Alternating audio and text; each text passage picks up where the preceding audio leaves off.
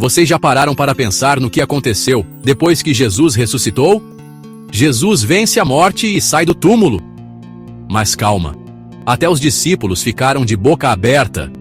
Maria Madalena foi a primeira a vê-lo vivo e correu para espalhar a notícia.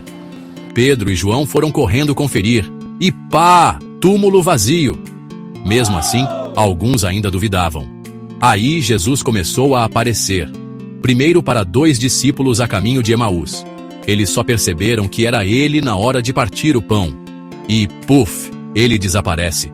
Mais tarde, Jesus aparece para os outros discípulos, com a clássica saudação: "A paz esteja com vocês." Mas Tomé não estava lá e ficou na dúvida. Tipo, só acredito se tocar nas feridas.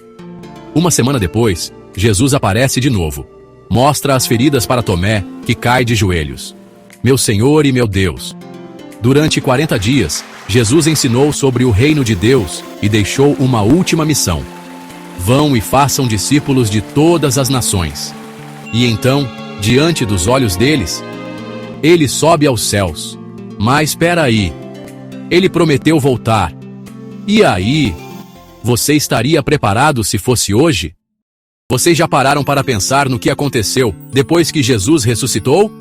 Jesus vence a morte e sai do túmulo. Mas calma, até os discípulos ficaram de boca aberta. Maria Madalena foi a primeira a vê-lo vivo e correu para espalhar a notícia.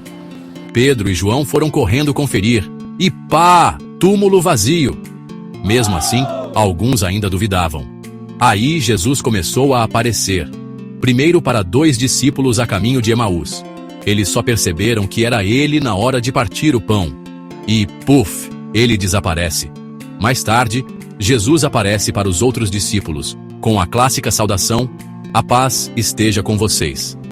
Mas Tomé não estava lá e ficou na dúvida. Tipo, só acredito se tocar nas feridas. Uma semana depois, Jesus aparece de novo. Mostra as feridas para Tomé, que cai de joelhos. Meu Senhor e meu Deus. Durante 40 dias, Jesus ensinou sobre o reino de Deus e deixou uma última missão. Vão e façam discípulos de todas as nações. E então, diante dos olhos deles, ele sobe aos céus. Mas espera aí. Ele prometeu voltar. E aí? Você estaria preparado se fosse hoje?